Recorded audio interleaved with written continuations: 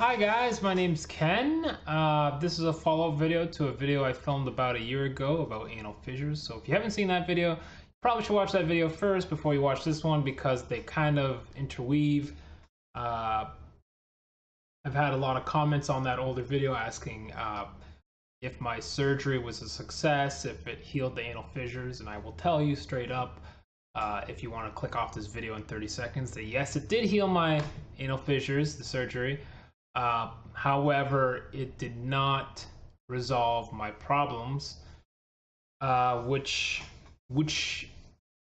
is why I never filmed the follow-up video, because things got really complicated and frustrating, and I was very depressed, angry. I still am depressed, and I'm starting to grow frustrated again because I'm still not better. I'm still in pain, and we are about 10 months post that video, or 9 months post surgery, basically.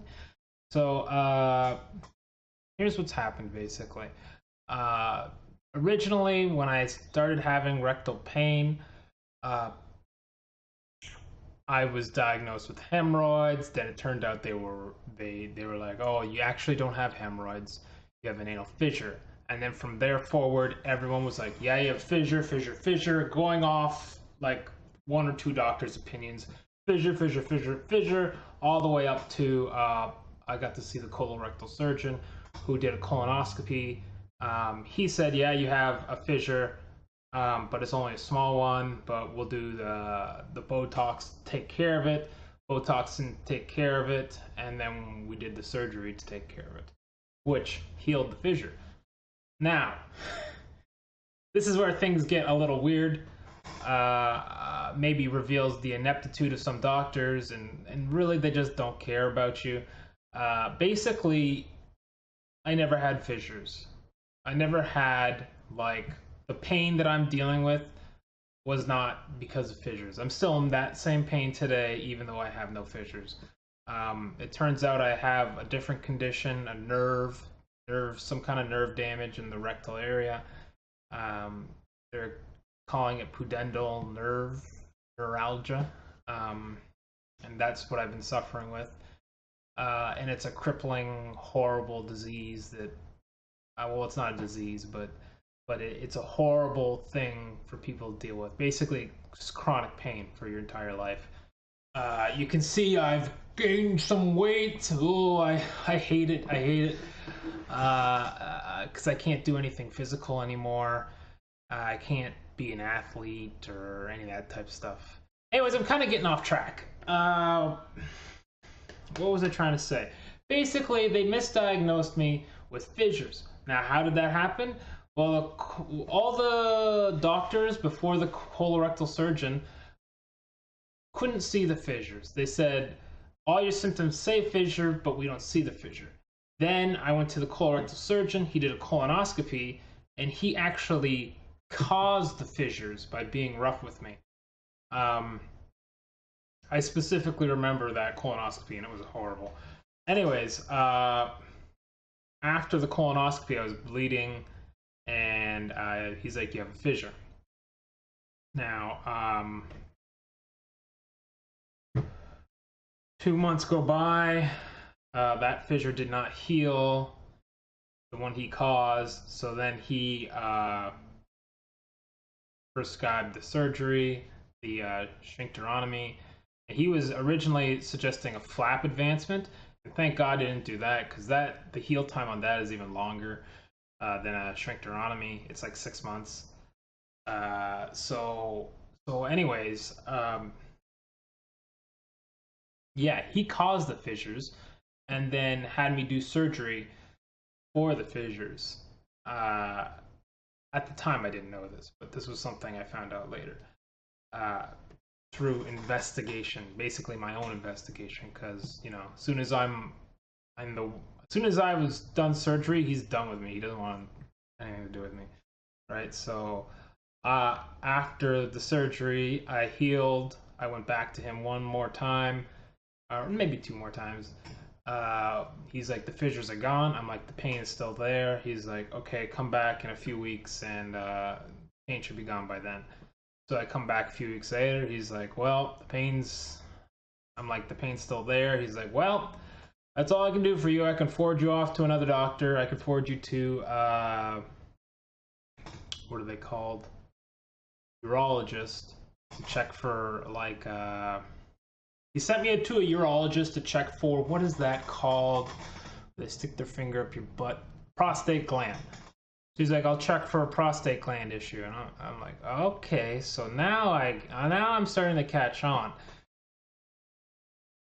You didn't even know what was causing my pain. You just did the surgery as a hunch.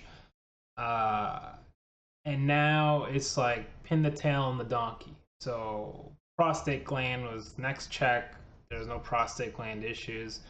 That was a urologist who did that. And then the urologist was like, do exercise for 6 months and see if that makes you feel better. And obviously it hasn't, because here we are today.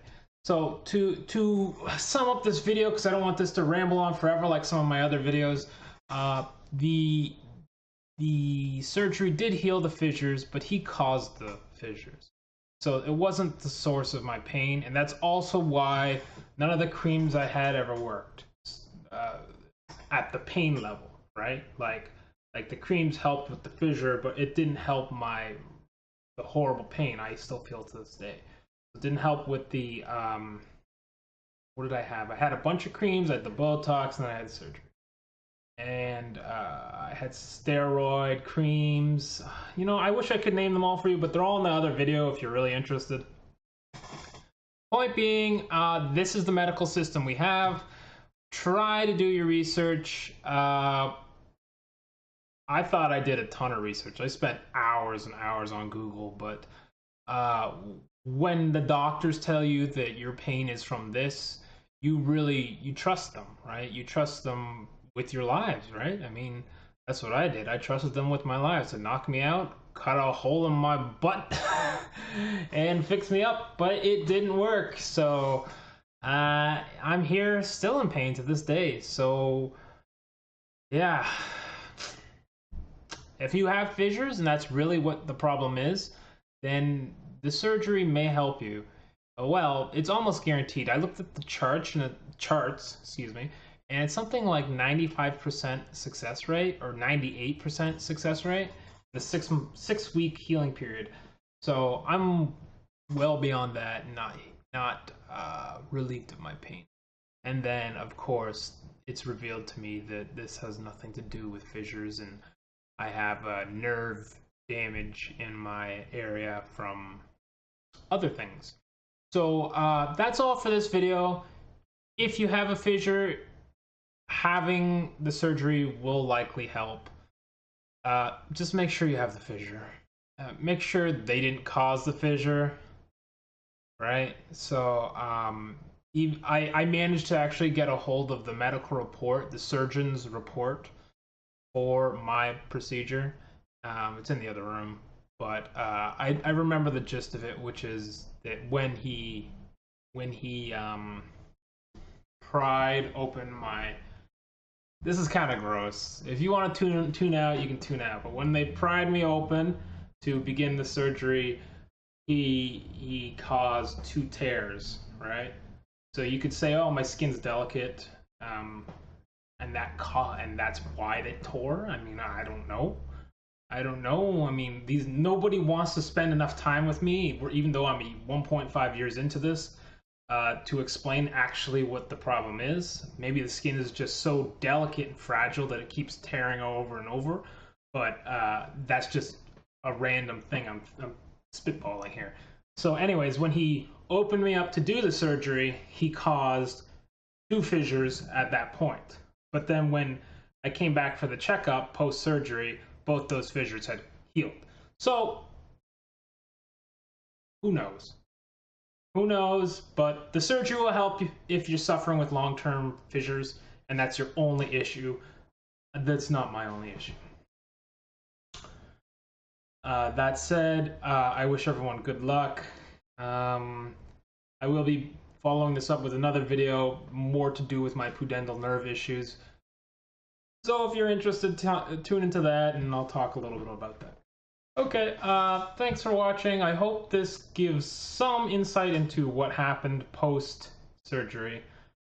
You can see the pillows are still there. That's still my home.